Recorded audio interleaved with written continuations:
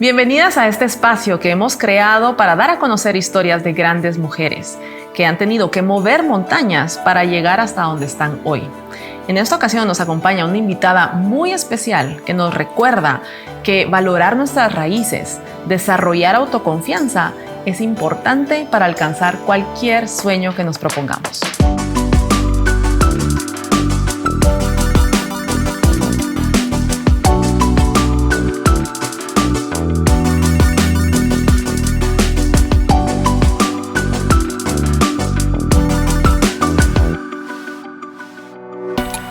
María Mercedes Coroy es una talentosa actriz que ha llevado el orgullo de sus raíces en cada personaje, en cada alfombra roja, en cada entrevista. Sus actuaciones en Ixcanul, Belcanto, Malinche, La Llorona, Black Panther y La Alberca de los Nadies la han llevado a consolidar una carrera internacional en donde el cielo es el límite. María Mercedes, para mí es un honor que nos estés acompañando hoy, conocerte, poder tener la oportunidad de conversar contigo, y ya vimos un resumen de tu increíble carrera artística, pero a mí me gustaría que empecemos en tu niñez. María Mercedes, de niña, ¿qué soñaba? ¿Qué hacías? ¿A qué jugabas? ¿Con qué imaginación tenías para el futuro? Cuéntame un poquito de ese tema. Primero que nada, muchas gracias, Andrea, por este espacio y la invitación, y qué gusto poder compartir con todos ustedes. Creo que mi niñez fue como entremezclado, porque tuve esa niñez donde podía jugar, pero también trabajaba. Siempre me hacía como un ejercicio de niña. Ahora lo veo como ejercicio, pero antes yo decía que estaba jugando. Pero realmente le hablaba al espejo, hacía muecas al espejo, me enojaba, lloraba, lo besaba. O sea, hacía de todo con el espejo. Y tengo una hermana que es menor, ella jugaba conmigo.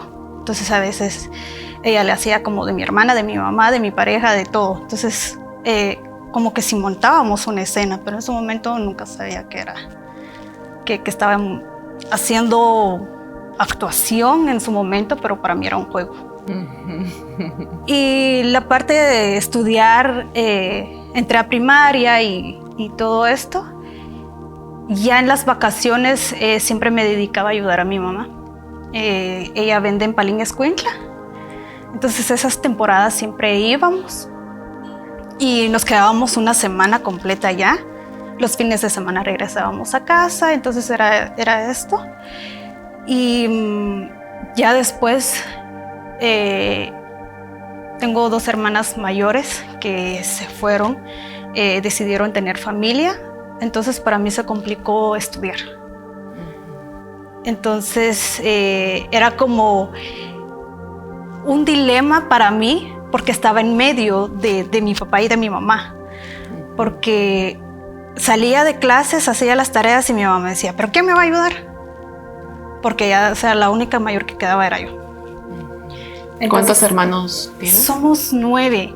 Entonces ya después la empezaba a ayudar y dejaba las tareas y hacía las tareas en la noche.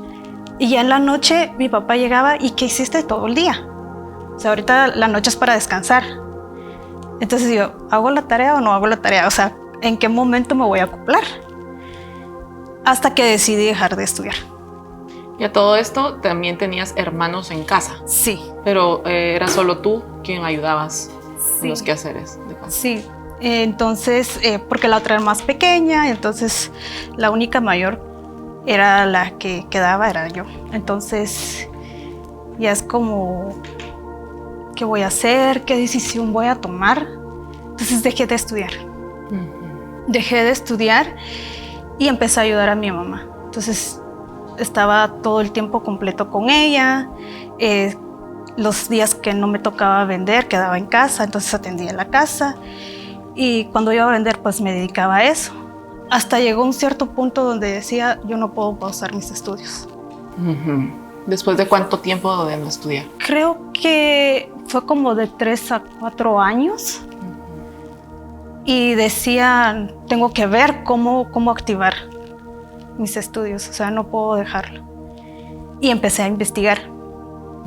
Y ya después encontré una escuela que se llama Conalfa, que funciona de noche. Entonces yo dije, aquí nadie me va a decir nada. Voy a poder estudiar. Entonces iba todo el día a vender y entre mis cosas de vender yo metía mis cuadernos. Wow. Entonces solo regresaba de vender, ya ni iba a mi casa, iba directamente a clases. Y el día siguiente me llevaba mis tareas a vender. Entonces en un tiempo libre empezaba a hacer tareas, entre vendiendo y haciendo tareas. Entonces esta fue como la parte de mi niñez y como entre adolescencia, porque ya había dejado pausado mi primaria. Y empecé, recuerdo que la carretera de Palín, Escuintla hacia Santa María no es como la que está ahora, que está pavimentada y todo. Habían grandes piedras. Fueron como muchas ocasiones en donde veníamos empujando un camión o un pick-up para que sobresalga de una subidita y ya luego nos subimos y venimos. Wow. En tiempos de lluvia era lo mismo, buscábamos piedras y poníamos en las llantas. Y creo que fue como una generación muy, no sé, para mí es muy linda, porque éramos como todos pequeños, hasta el conductor, porque era como de la edad que yo tenía. Y se nos pinchaba una llanta y nosotros, ¿qué vamos a hacer? Wow. Entonces, puros niños ahí, en la llave de Chucho, brincando, cambiando llantas, haciendo de todo. Entonces era como muy... ¡Qué aventura! Sí, era una aventura. Para mí era como muy divertido.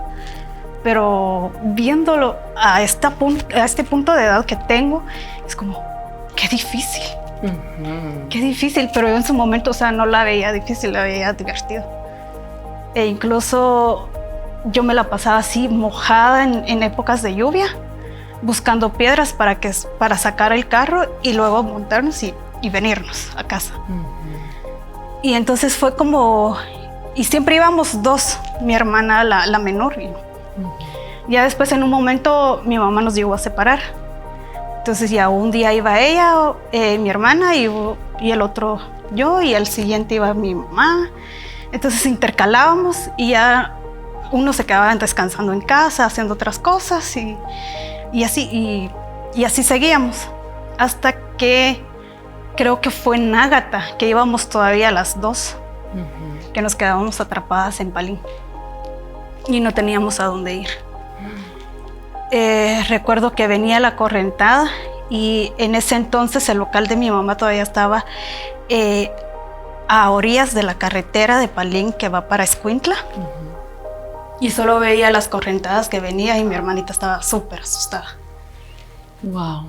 ¿Y cuánto tiempo se quedaron atrapadas? Todo el día y el día siguiente, toda la noche.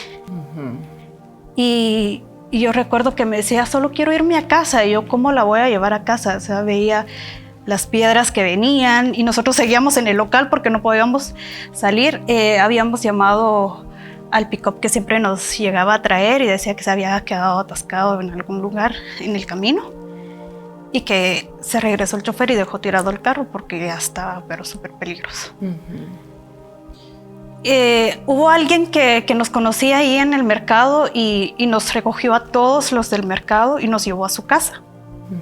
Recuerdo que nos dio ropa que ya estaban así recicladas porque ya estaban rotas y se veía partes del cuerpo y nos lo dio así y lo usamos porque ya estábamos todas mojadas. Y decíamos, bueno, mañana si abran ruta, si van a abrir ruta, nos vamos por Escuintla. Entonces yo estaba pequeña, todavía 15 años tal vez que tenía. Entonces decía, bueno, por ahí voy a llevar a mi hermana. Y cuando veo llegar el día siguiente mi mamá llorando, yo, ¿pero por qué viniste? Le digo yo. Y ella se me queda viendo así. Porque tu papá me estaba regañando. Y en ese entonces vivía mi abuelo y dice que le decía, quiero a mis nietas. Quiero a mis nietas. ¿por qué las dejaste ir? Y estábamos incomunicados, no había señal, no había nada. Pero nosotros éramos niños, estábamos muy felices, porque amaneciendo como las otras no llegaron a vender porque no había camino, no había paso.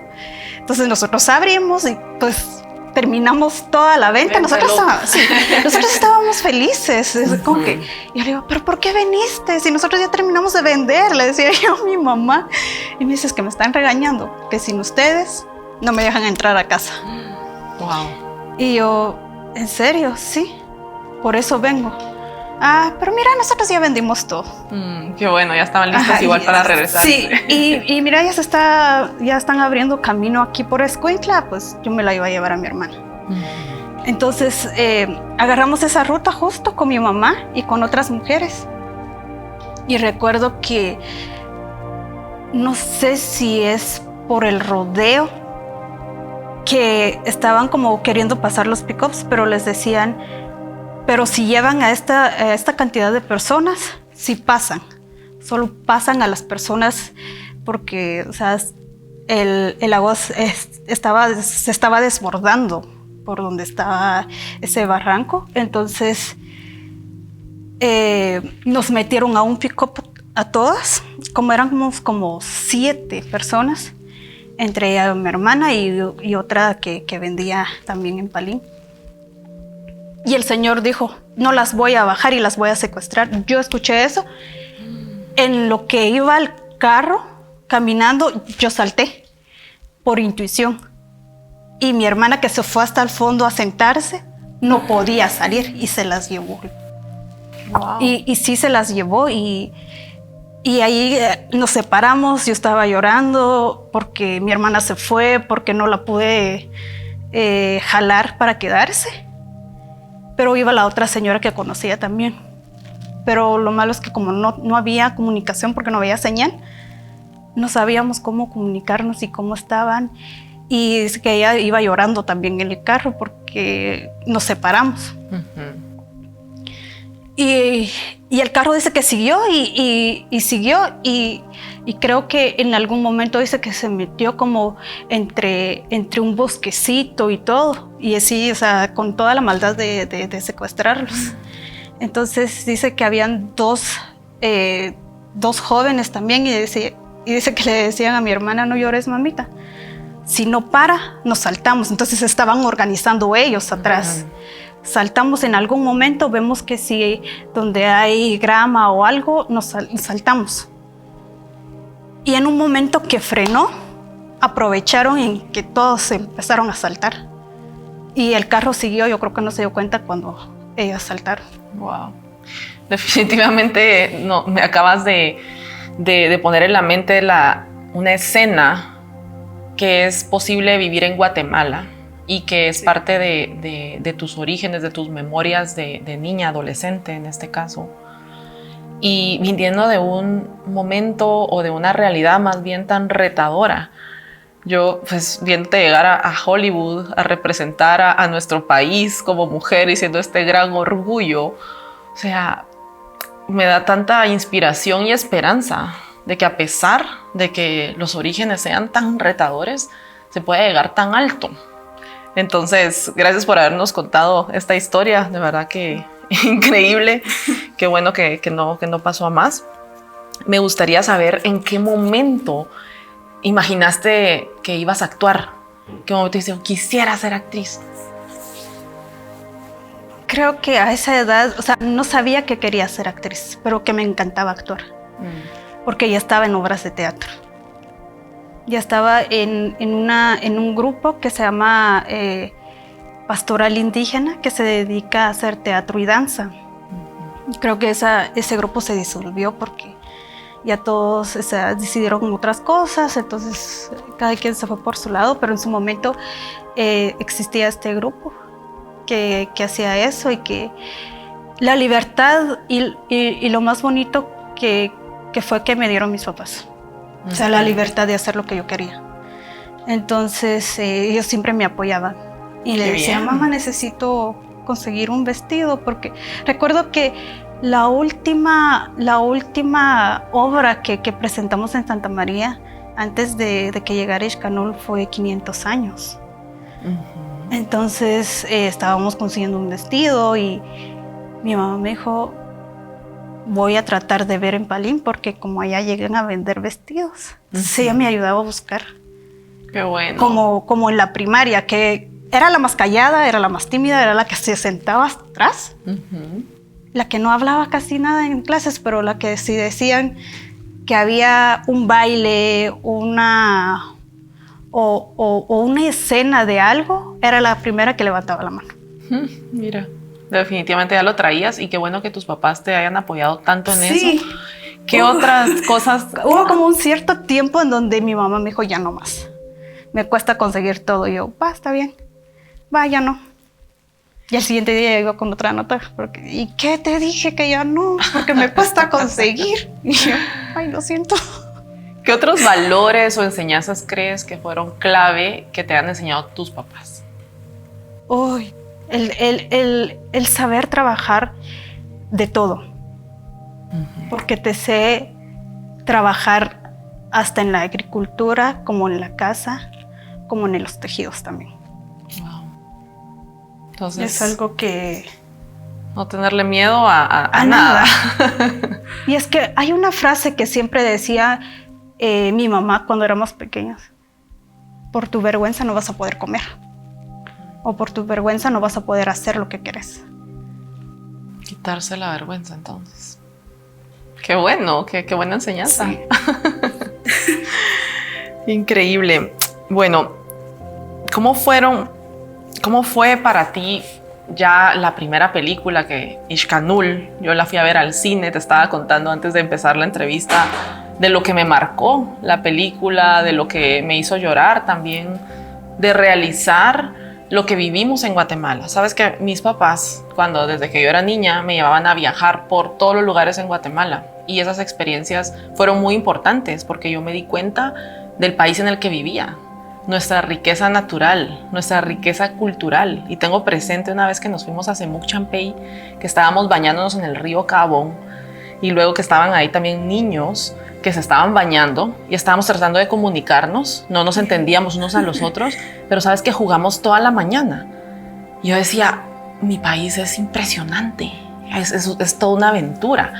Y creo que yo tuve la suerte de que a mis papás les gustara tanto exponerme a las distintas realidades viviendo en la ciudad, pero creo que muchas personas no tienen ese privilegio de, a través del conocimiento de nuestro propio país, de nuestras raíces, de nuestra cultura, aprender a amarlo y aprender a sentirnos orgullosos de eso. Entonces, más bien hay un tema, como tú decías, no hay necesariamente un gran orgullo de ser chapín. Igual adentro de Guatemala estamos muy divididos, hay muchos retos en ese sentido. Así que cuando yo veo la película y también me entero de esas realidades, es algo que me hace que me duela el corazón. Entonces me gustaría que me contaras, no sé, cómo fue para ti participar en esa película, tener ese rol, qué significó, si transformó algo en ti o hubo algo nuevo que tú aprendieras de nuestra realidad. Creo que antes de responderte es de cómo llegar también a Ixcanul, que fue como para mí una parte muy importante porque yo no sabía que existía esto. Jairo estaba haciendo casting y hizo casting una semana en Santa María, la semana que yo no estaba. Entonces yo nunca me enteré. Y de cómo llegué fue por un amigo que me llama y me dice, Mercedes, ¿quieres ser mi modelo? Y yo, ¿modelo? Y yo, sí. Es que hay un señor que está buscando y creo que es tu perfil y como sabes hablar cachiquel y sé que te desenvuelves. En ese entonces estaba como reina de la escuela y normalmente estos certámenes se hacen dando un discurso en cachiquel y en español frente al público. Entonces de ahí es donde hay jurados que te califican y luego pasas como a la última etapa de preguntas. Entonces te preguntan sobre ciertos temas y tienes que responder en cachiquel y en español. Entonces él ya había visto esto y me dijo, es que sí das. Y yo, ajá, pero para eso tengo que estudiar mucho y apenas volví a reiniciar mis estudios, le decía yo. Y me dice, sí, pero el director ya se fue, ya cerró. Yo, entonces, ¿por qué me lo estás diciendo? Me dice, pero lo bueno es que dejó su número. Le dejó contacto a mi papá y si quieres lo llamamos. Y quien quita y si viene. Dije, va. Lo llaman y como 15 minutos después me vuelve a llamar y me dice, mira, ¿estás para mañana? Yo, mañana, ¿a qué horas? A las 3. Yo, ay, estaré vendiendo. Bueno, sí. Y así como que auto dándome permiso sola. Y fue así como llegué. Y hasta ese entonces no sabía realmente de qué trataba. Jairo me tomó unas fotos, mis datos personales y me preguntó a qué me dedicaba. Entonces le conté lo que hacía y nada más. Y me dijo, si quedas te llamo en la semana siguiente, pero no te voy a decir de qué trata hasta confirmarte si sí estás en el proyecto y ya luego te platico. Y yo, ok. Y a la semana me llama, me dice, María Mercedes, quedaste en el casting. Entonces ya me dice, mira, te quiero ver mañana en Antigua, reunámonos y entonces ya te explico qué es. Entonces me dijo, es una película en donde vas a actuar. Entonces, entonces el ser modelo era como una referencia que hacía mi amigo, pero porque nadie sabía realmente qué era. Y era actuación, entonces era algo distinto, ¿no? Entonces, recuerdo que me ofreció 2 personajes, la cortadora de café y la protagonista. Y yo le decía, dame la cortadora de café. Y me dice, ¿estás segura? Sí. Porque nunca he estado en cine, le dije, nunca he grabado una película. Teatro sí, las que te he platicado, pero nada más. Y siento que es mucho, que es muy grande y no sé si vaya a poder. Es que te tiraron al agua así nomás. Sí. Y tú. Y yo sin saber qué hacer. Entonces fue así como, y me dice, tengo un equipo detrás, o sea, me ves aquí solo platicando contigo, pero tengo un equipo detrás que decide también. Pensala y lo platicamos mañana. El día siguiente yo iba y era lo mismo. Y me dijo, no te estoy preguntando. Sí, porque sí vas a ser la protagonista. Y me entregué el guión y yo, ay, ¿y si no sale bien? ¿Y si no queda? ¿Y si no? Entonces me puse como a ponerme como trabas de decir no puedo. Ya en el momento con Jairo estuvimos trabajando mucho eso. No, sí puedes, es que yo confío que sí puedes, es que sí tenés esa fuerza, es que sí creo en ti. Y ya después cuando estábamos en una entrevista en Guadalajara dijo, es que lo que más me dio confianza fue su mirada, porque era la única que me pudo sostener la mirada. Porque todos llegaban a la entrevista y bajaban la mirada o veían por otro lado, pero ella fue la única que me contuvo el contacto visual y la que se abrió porque me contó todo lo que hacía. Y yo dije, es ella la que estoy buscando. Y bueno, digo, el miedo a la inseguridad de parte tuya era muy natural porque nunca lo habías hecho, no es que tenías entrenamiento de años para poder ser actriz, ¿verdad? Era una vocación tal vez, alguna tendencia que ya tenías, que te gustaba jugar, pero si realmente alguien vio tu potencial, te tiró al agua y tú aceptaste. Sí, acepté, pero hay ciertas escenas donde decía, no lo voy a hacer. Yo recuerdo, no lo voy a hacer. No, sí, Mercedes, sí puedes, sí, no sé qué. Había una donde hasta todos vendados y yo así como que toda la inocencia de ese momento, de decir, bueno, si se vendan todos, entonces sí. Hicimos esta escena y luego cuando me doy cuenta a nivel mundial están viendo todos y yo así como que ay, increíble. Lo de increíble y lo de digo, ay, pero ¿por qué? ¿Cómo fue que no pensé que esto lo iban a ver todo el mundo? Y unos cuantos del crew se tuvieron que vendar los ojos para no verme y ahora me está viendo todo el mundo. Entonces era como, ajá, qué contradictorio. Sí, totalmente. Sí, pero era muy lindo. Y algo cambió en ti después de la película. Creo que muchas cosas, al estar abierta y receptiva a todo lo que pasa en mi entorno, porque en su momento yo no sabía que existían tratas de personas. O sea, sí sabía porque mi mamá me contaba, pero no sabía que en un hospital podría ser. Y llegar a tocar este tema, yo digo, wow, ¿será cierto? Entonces yo todavía la puse como en pregunta, que sí es cierto que pasa esto. Y justo creo que 2 semanas de haber grabado en el hospital, detienen a 2 robaniños. Entonces eso es donde yo digo, sí, es verdad. Increíble. Es algo escena... que en un lugar que supuestamente estaría seguro porque estás entre médicos que te están cuidando, que te están no sé qué, pasa esto. Entonces es algo que yo no sabía. Y sabes, bueno, al final estamos en un país impune, ¿no? Entonces estas cosas no solo suceden, sino que al final pues no hay consecuencias necesariamente de... Sí, y no hay como una justicia, ¿sabes?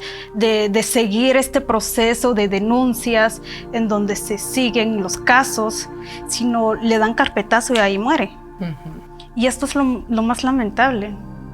Y mira, la barrera del idioma, que fue algo que a mí me impresionó mucho de la película, ¿no? De cómo la señora estaba alegando, no había nadie en el hospital que hablara su idioma. Se siente tanta impotencia de eso. ¿Qué piensas tú de eso? De vivir en un país en donde pues, naces en una familia, en una comunidad, en donde hablas un idioma que es poco representado en instituciones públicas, educativas. ¿Cómo es? Sí, es que creo que la misma, la misma como institución o como país que somos, ponemos estas limitaciones a estos accesos a personas que nos pueden estar traduciendo en áreas públicas como en salud, en asesorías legales, como judiciales, en todo el sentido, el contexto de cómo podemos nosotros comunicarnos o expresar lo que nos pasa o lo que sentimos, si no hay alguien que nos pueda estar apoyando en traducciones, porque ahora existimos mayablantes con español. Entonces, que podríamos apoyar a otras traduciendo, pero que no tenemos como ese camino para poder tener acceso a llegar a estos lugares y poder apoyar a las personas. Y que también existe viceversa, que sí sabemos pero que no queremos apoyar, que es otra cosa. ¿Por qué crees que pasa eso? Creo que porque hemos sido como educadas de una forma, tal vez ya no en el hogar así, pero se trae arrastrando con esto de porque cada quien es su vida y pues no te vayas a meter en problemas por esta persona. O sea, no es tu vida, o sea, tu vida cuídala y nada más que importe solo lo tuyo, tu entorno como familiar podría decirse, y no la demás. Entonces creo que es como la falta de empatía, ¿no? El de decir, ¿qué te pasa? ¿Te puedo ayudar en algo? Porque en su momento, ¿cuánto hubiéramos querido nosotras que nos dijeran eso de niñas? Wow, definitivamente muchos retos, ¿no? Porque sí, ese reto de no nos sentimos parte de algo mayor, o esta mentalidad de comunidad, de que todos somos interdependientes, dependemos unos de los otros, tenemos una misma identidad como pueblo, como país. Y al faltar eso, y tal vez también un poco de herencia de la guerra o desde nuestra historia, desde la conquista, de que ha sido pues dividir, de que somos diferentes, de que y realmente cómo se puede traducir esto hasta un nivel, como dices tú, pues empatía. Es difícil sentir empatía de alguien que tú dices, esta no es la situación que yo vivo, como me decías antes que empezáramos la entrevista. Así que qué importante que a través del arte se pueda de alguna forma trasladar mensajes en donde haces sentir a la persona, Porque cuando vi la película Ishkanul, yo sentí lo que estaba sintiendo esa señora, ¿me entiendes? Entonces, qué poderoso es el cine, qué poderoso lo que tú haces para apoyarnos como sociedad a desarrollar la empatía y también nuestra identidad. Sí, el sentir de la señora, pero también el sueño de una joven. Sí. El tener este sueño de ver más allá de las montañas, de ver más allá de los volcanes, y que vengan y que la fuercen a quedarse. Y eso es una vivencia diaria, porque sí la hemos vivido y la seguimos viviendo. Porque todavía hay mentalidades que dicen, no, tú te vas a casar y solo vas a tener hijos y los vas a atender y el esposo te va a estar ahí, no sé qué, te va a estar apoyando y todo. Sí, te va ¿Para bien. qué vas a...? Ajá. Con el esposo. Sí. ¿Y para qué te vas a querer graduar de algo que al final no la vas a ejercer y gasto por gusto? Cosas así, ¿no? Entonces, ¿dónde queda una mujer? ¿Dónde queda el ser yo y mis sueños y mis metas? ¿Dónde queda mi anhelo, mi sueño que tal vez tenía de niña y que me están forzando a hacer otra cosa que no quiero? Y porque la sociedad va a hablar de mí o va a especular cosas que no son de mí, voy a tener que hacer caso a lo que me dicen y no retarme a hacer lo que quiero. Ya vemos muchas mujeres así. Muchísimas. Muchísimas. Y es algo que se ve tan normal. Que dicen, sí, es que quiso ser mamá. ¿Realmente quería ser mamá? O las circunstancias fue quien la obligó a ser mamá. Porque su entorno nunca hubo alguien que le decía, si creo en ti, hazlo. Tú puedes. Con una persona que la ayudara. Porque también en nuestras comunidades y creo que en la ciudad carecemos de una educación bien desarrollada. Que nos rete a poner metas en la vida. Que nos rete a decir, a preguntarnos qué es lo que quieres ser. O que nos pregunte o que nos cuestione sobre la maternidad, que es como muy, muy común en todo. En las mujeres es como, es mujer, va a ser mamá. Esa es la única meta que tiene. Si realmente una mujer tiene esa meta, esa visión. Ayer hablaba con una invitada que me contaba que Guatemala es el país que menos invierte en educación de toda Latinoamérica. Y si la educación es la base de todo desarrollo humano, comunitario, de país, imagínate en dónde estamos y cómo podemos pensar acerca de nuestro futuro. Pero ejemplos como el tuyo son los que de verdad impactan una cultura, una sociedad, que de verdad pueden decir a las niñas, tú sí puedes soñar. Tú empezaste desde cero. ¿Qué montañas tuviste que mover tú para llegar hasta donde estás? Porque fueron enormes y tal vez muchas, pero ¿cuáles crees que son las más? Primero, creo que las más importantes fueron el confiar en mí misma, el creer en mi capacidad. El mostrar que sí puedo, porque muchas veces me dijeron que no debería de seguir estudiando. Que no, porque voy a resultar embarazada y voy a dejar los estudios a medias. O sea, ir a la escuela era un riesgo de quedar embarazada, salir de casa, digamos. Sí. Y que la mujer no debería. Y que dicen que por eso cuando tienes tu primera menstruación, o las mujeres tienen su primera menstruación, ya no las mandan a estudiar. Eso sucede. Yo creo que en algunas partes sí, pero en lo general, en lo particular, en mi familia nunca pasó eso. Porque mi papá era el que siempre decidía, no, tienen que estudiar. No, ellas tienen que estudiar. O sea, si les voy a dar educación a mis hijos, también a mis hijas. Qué bueno. Entonces creo que fue esa parte donde a nosotros nos ayudó mucho. Porque habían familias externas que opinaban dentro de la familia, porque llegaban a decir, no, ya no le des estudio a tu hija. ¿Para qué? Si tal vez el año que viene se casa y se va. ¿Y tu dinero? ¿Quién te lo va a devolver? Imagínate.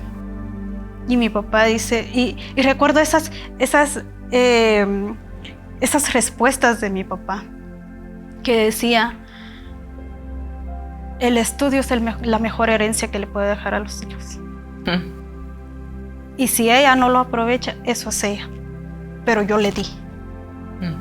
Si ella no los aprovecha. ¿Y tu papá tuvo la oportunidad de estudiar?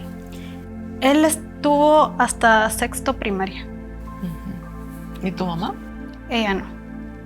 Nunca la mandaron. Nunca. Porque contaba mi mamá que en los momentos que llegaban los maestros itinerantes en esa época, mi abuela la envolvía en petates y la escondía para que no fuera a estudiar. Entonces a los hermanos sí los dejaba ir a estudiar, pero a ella no. Increíble. Entonces ella no sabe leer ni escribir. Y uno puede ver cómo, bueno, eso la impactó al punto de que para ella decía, ¿para qué voy a mandar a mis hijas? ¿No? Y como alguien que estudia puede tener una mentalidad tan diferente que impacta el futuro también de sus hijos, de sus hijas.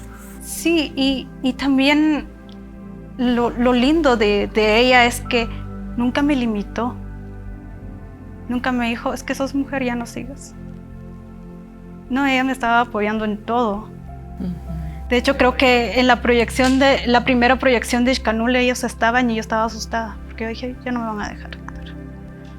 Y sí me gusta lo que hice, pero ya no me van a dejar por las escenas que tiene. Terminando la proyección, o sea, yo me escapé como yendo al baño y dije, bueno, ellos van a salir y van al cóctel y ya después me reúno con ellos. Porque estaba como con ese miedo de ya no vas a seguir, o sea, esta tu primera y tu última película. Cuando salgo del baño, ellos estaban ahí esperándome los dos. Y yo decía, hoy se me van a regañar. Hoy se me van a regañar. Yo estaba con ese miedo y solo recuerdo que mi papá me abrazó y me dijo, estoy orgullosa de ti. No sabíamos que podías hacer todo eso que vimos. Y desde esa vez han sido siempre mi apoyo. ¿Qué piensan ahora que has llegado tan lejos? ¿Qué te dice tu familia? Pues ellos felices. Ellos felices porque me dicen, te vemos bien, te vemos tranquila. Y sentirte y verte bien en lo que estás haciendo, eso es algo que a nadie ni nada te lo va a quitar. Y que si en algún momento vas a decir que ya no, va a ser tu decisión. Y ni nosotros te vamos a forzar a que sigas, ni nosotros te vamos a forzar a que lo dejes. Van a ser decisiones tuyas. Pues qué linda esa confianza que te dan, la libertad que te dieron desde niña de poder escoger, de decidir por ti. Y bueno, has ya logrado mover una gran montaña, que hablabas de la confianza, ¿verdad? De tu autoconfianza. Sí. ¿Hay alguna otra que para ti ha sido importante? Creo que justo los miedos, porque en cada proyecto que ha venido ha traído una serie de retos. Por ejemplo, Malinche creo que es la que siempre estoy recordando, que fue como la más difícil para mí.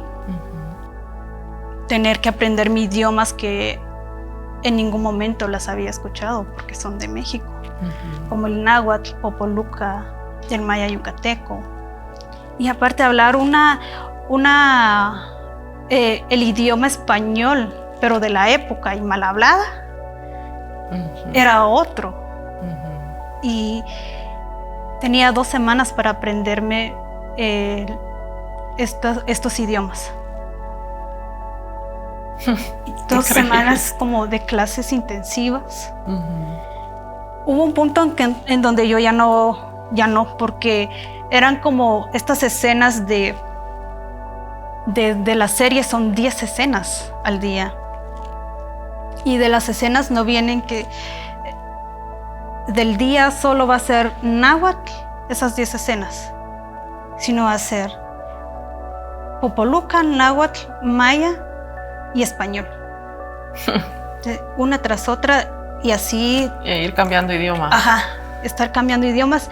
Y a veces tocaba también que habían escenas en donde estaba de traductora en náhuatl, hablaba en náhuatl con unos y con otros en español en la misma escena.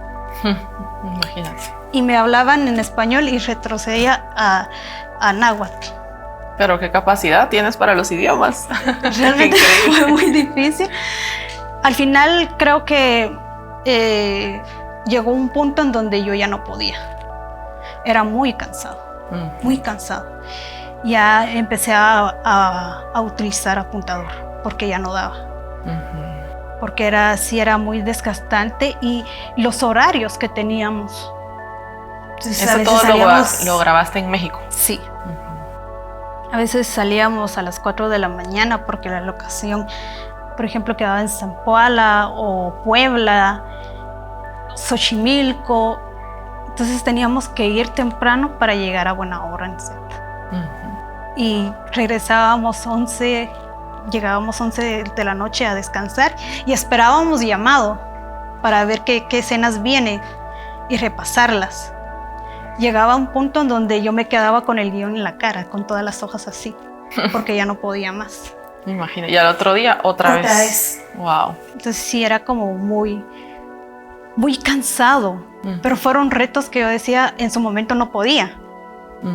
Pero veo cada vez esa capacidad y yo digo, sí, claro que sí puedo.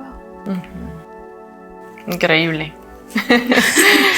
Sí puedes, has podido, has tenido mucho éxito y me gustaría que me contaras como mujer que ha representado para ti abrirte camino en la industria del cine. Ay, como mujer creo que en el principio fue muy difícil porque a la salida de Ixcanul en mi comunidad sí tuve como comentarios muy despectivos. En su momento yo dije, ya no quiero. Me cerré, no quiero nada, apagué teléfono, no quería que me contactaran para ir a giras ni nada. No quería saber de ¿Qué nada. tipo de comentarios te hacían? Que una mujer como yo no podría estar ahí. Wow. Como si es un... Y eso es lo más triste, de que tu mismo pueblo, de tu mismo origen te diga, como si es una india y está ahí. Y esto fue como, ¿es en serio? No, es que es como, se está vendiendo su cuerpo, está no sé qué. Hey, ¿cuánto me cobras la hora? Y es como... Dios mío. Y yo me quedaba así. Sí, era como muy fuerte. Y yo me quedaba, ya no quiero. Indignante.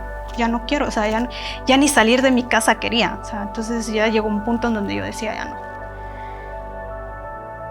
Creo que hubo un punto en donde toqué fondo.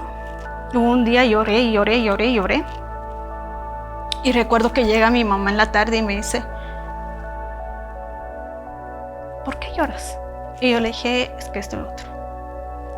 Y me dice, te voy a hacer algunas preguntas y quiero que me las contestes, pero que seas sincera. Y yo, sí, está bien. Y me dice, esas personas que te están criticando, estás viviendo bajo el techo de ellos. Y yo digo, no, te están dando de comer. No. ¿Realmente saben de qué trata lo que hiciste? No. Entonces, si nosotros no te estamos diciendo nada, si nosotros te apoyamos, ¿por qué no lo haces? Bueno, otra cosa, si no querés, está bien. Como te lo hemos dicho siempre, no te vamos a forzar a nada. Si ya no querés, ya no. pero si la gente que te está criticando es la que te está dando de comer, entonces sí, dales importancia. Y me dejó con esas preguntas y yo me quedaba así. El día siguiente pasé así todavía con el teléfono apagado. Ya el otro día ya encendí el teléfono. Recuerdo que tenía no sé cuántos buzones, cuántos mensajes, viendo que sí, vamos a tener que ir esta semana, vamos a ir a tal lado, vamos a ir a Huehue, vamos a ir. Y ya después dije, y de casualidad me entra la llamada y me dicen, Mercedes, tenemos gira en Huehue. Vamos, porque va a ser un cineforo con USAID. Y dije, sí, vamos. Me limpié las lágrimas y me fui. Qué increíble tu mamá, tan linda. Sí. Y tengo bien presente ella de por tu vergüenza, ¿no? Entonces, ¿verdad? Ella como que mantuvo su frase. Sí, mantuvo su frase. No sé si en algún momento te ha pasado. Pues bueno, como mujer guatemalteca incursionando en el deporte extremo, realmente tenía que romper muchos paradigmas. Porque primero pues quería poder hacer un entrenamiento de 3 años escalando 14 distintas montañas nevadas que me prepararan para ir al Everest. Pero sabes, yo estaba empezando desde cero y necesitaba de mucho apoyo. Y luego entonces yo dije, voy a presentar el proyecto y contarles cómo voy a hacer todas estas montañas. Yo tenía ya el plan hecho y tenía toda la pasión porque me fascinaba el mundo de las montañas que descubrí escalando una montaña y gracias a las experiencias que mis papás me inculcaron desde niña, que me hicieron vivir. Pero el tema es que yo iba a presentar el proyecto y lo que me decían eran cosas como, ay, mija, pero ¿y su papá le va a dar permiso para irse a arriesgar hacia la montaña? ¿Pero para qué está haciendo eso? Y usted no debería estar haciendo otra cosa. Entonces definitivamente hay tantos paradigmas que romper y por lo mismo debemos de ser protectoras de nuestros sueños y que de alguna forma esa fuerza contraria que tenemos en el camino que funcione como más bien un motor, como que nos tenemos que indignar, creo yo, lo suficiente para ir en contra de la corriente, para probarle a las personas que ellos son los que están equivocados y no uno, pero no es fácil, porque a veces también tenemos inseguridades y no sabemos si realmente lo que estamos diciendo que vamos a hacer, de repente ya haciéndolo nos va a costar mucho. Entonces de lo que tú me hablabas, ¿no? De cómo hacemos que nuestra confianza suba, de cómo tenemos a personas alrededor nuestro que nos recuerde que sí podemos, que podamos seguir adelante. Eso, la verdad que son temas importantes en lo que sea. Sí, creo que también lo que lo hace como una fuerza o como una inspiración es ese corazón latiendo que te diga, hazlo. Porque es como, pum, pum, pum, vamos. Es como que te está diciendo, hey, vamos, te está empujando, ¿no? Porque es algo que realmente amas y te apasiona hacerlo. Entonces es como que fueras también, tenemos que hacer nuestras propias porras. No, sí, vamos, tú puedes, porque no siempre vamos a tener a alguien que nos lo diga. Sí. Y está bien que tengamos también días bajoneados, pero no quedarnos también ahí. Totalmente. Pues mira, yo te he visto en alfombras rojas, en medios de comunicación internacionales y estás siempre luciendo trajes hermosos que representan tu identidad. Cuéntame por qué eso es importante para ti. Creo que la decisión la tomé empezando la gira de festivales de Niskanul. Recuerdo que nos llegó como la noticia de ir a Berlín, que fue como el primero de los viajes, que era un festival y Jairo nos explicó qué era porque nunca habíamos estado en una. Y decían, bueno, vamos a ir a ver vestidos, o sea, vine a la ciudad a probarme vestidos y todo. Y yo decía, no sé, o sea, sí me encantan los vestidos y me veo bonita y todo, pero no me siento yo. Y ya poco tiempo me decía Jairo, ¿qué has decidido? ¿Por cuál optas? Y dije, me voy a llevar mi indumentaria. Y recuerdo que fue el de Santa María de Jesús el que llevé. Y al llegar en el momento, ver a todas las actrices y actores pasar en las alfombras con vestidos hermosos, yo me quedaba viendo el mío y yo decía, y veía, se ven lindos esos vestidos, hermosos, pero el mío hace la diferencia. Porque no llevo un vestido normal, llevo una historia, llevo una identidad, llevo una resistencia, y que me acuerpa y que me arropa y que me acompaña. Y que sé que mis abuelos me están acompañando. Y no estoy hablando solo de abuelos paternos y maternas, sino desde mis ancestros que se comunicaban a través de los glifos mayas, de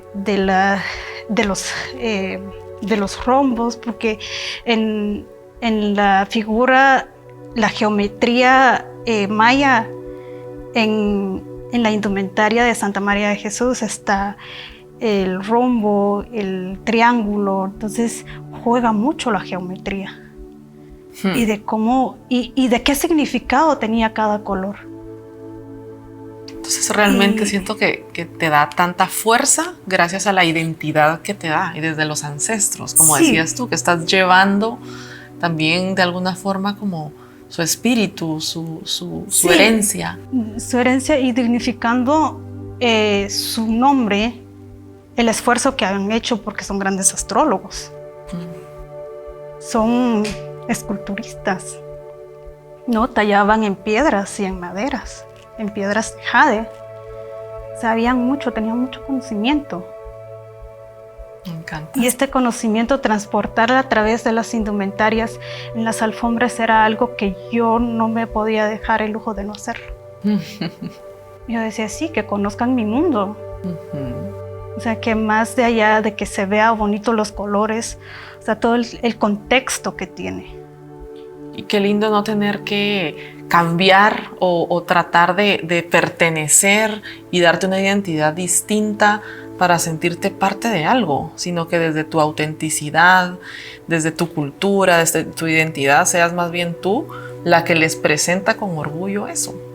Me parece... Sí, es que creo que no debo de como, no sé si estaría bien esta palabra, como de tratar de disfrazar para poder encajar como en una sociedad. Yo no necesito encajar, yo necesito ser.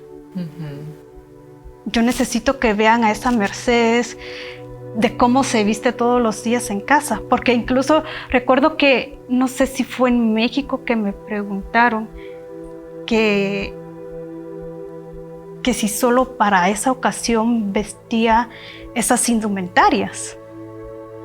Y qué joya, qué lindo. Pero de qué manera me vestía yo en casa.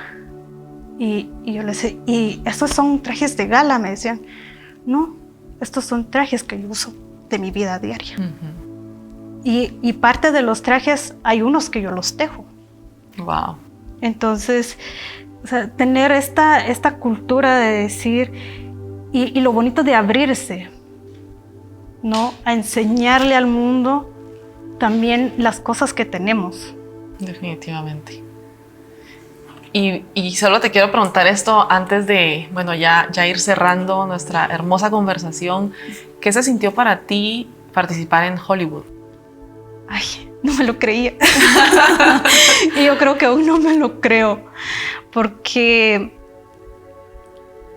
fue como en un momento donde no me esperaba que llegara Hollywood a mi vida. E incluso creo que en casting, no sé si no habría percatado bien cuando se me dijo que era para Marvel, pero yo no sabía que estaba audicionando para Marvel. El día en que quedé en el casting me llaman de la oficina y Merguita, ¿y cómo estás? Yo, bien, gracias. ¿Estás sentada? Y yo, no, pero estoy en el cuarto de mis papás.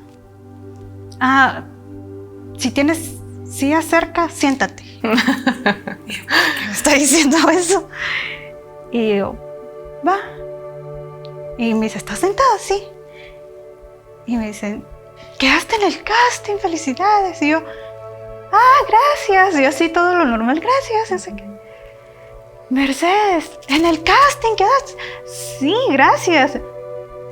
pensé que te ibas a emocionar tanto. Y yo, ¿por qué? Sí me emociona, porque quedé en el casting. Pero, ¿qué tiene? Ay, Marillita, no me digas que no te conté. Yo, ¿qué cosa? Es que el casting que audicionaste era para Marvel. Yo, ¿qué? Yo, ¿es en serio? Sí. Increíble. Creo que va a ser algo de Black Panther. Y yo, ¿en serio? Y yo, ahora sí me voy de espaldas. Era algo que no sabía, pero que fue otro aprendizaje más, ¿no? Me tuvo nadando por meses. Entonces venía de Santa María aquí a la ciudad a tomar clases de natación. Ya cuando fui a grabar, en 2 horas aprendí la respiración apnea.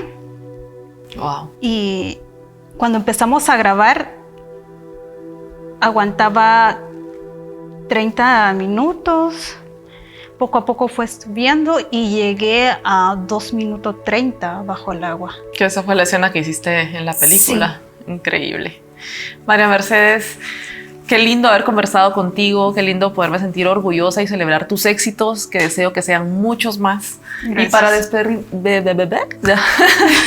Y para despedirnos, me encantaría que tú les pudieras decir a las mujeres que nos escuchan, que tal vez están luchando por sus sueños, un mensaje que crees que les pueda ayudar a ellas a no desistir, a creer, a seguir adelante y llegar a su cima. Creo que en lo general, si somos mujeres madres, creo que nos damos cuenta muy bien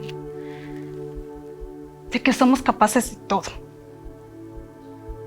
¿Por qué? Porque si estamos en una labor, en una oficina pequeña, entre comillas, estamos pensando siempre en el hogar. Estamos pensando en nuestros hijos, si almorzaron, si fueron al colegio, si ya regresaron del colegio, si están bien, si tienen tareas, si hicieron su... Estamos supervisando todo al mismo tiempo. Uh-huh. ¿Y cómo es que todavía tenemos tiempo para nosotros? A veces realmente sí nos damos ese tiempo o no.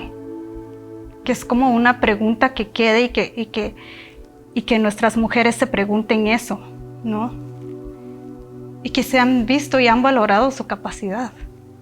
Si realmente se han visualizado desde adentro, no como desde afuera lo que tienen que hacer, sino desde adentro. Toda esa fuerza que tienen. Y como mujeres, creo que no hace falta ser madre para poder tener todo esto.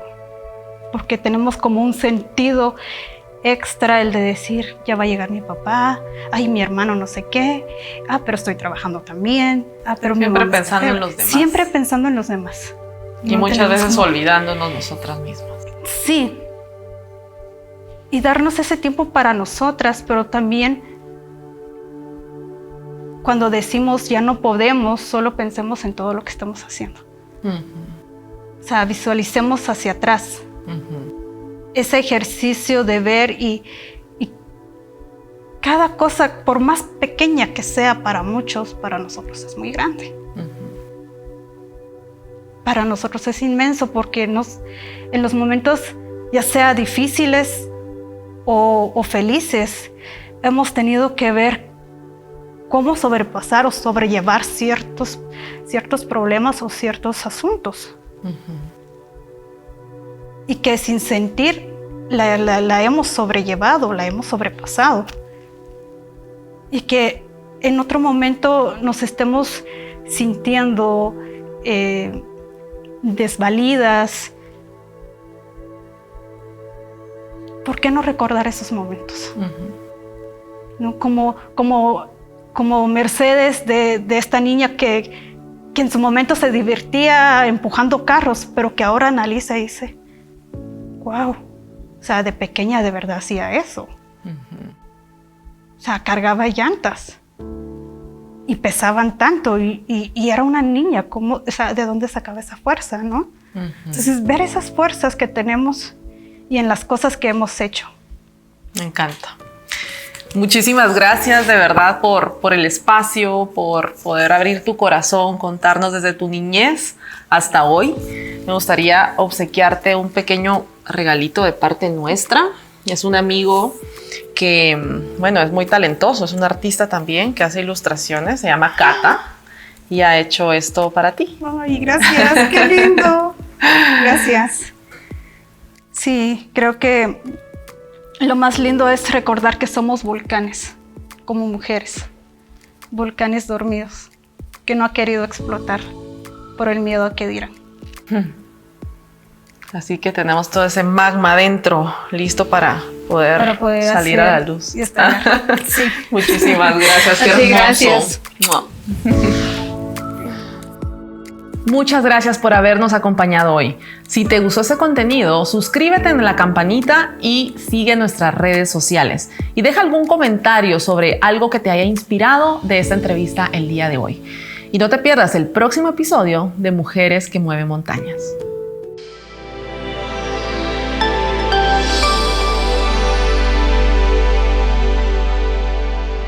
Adiós.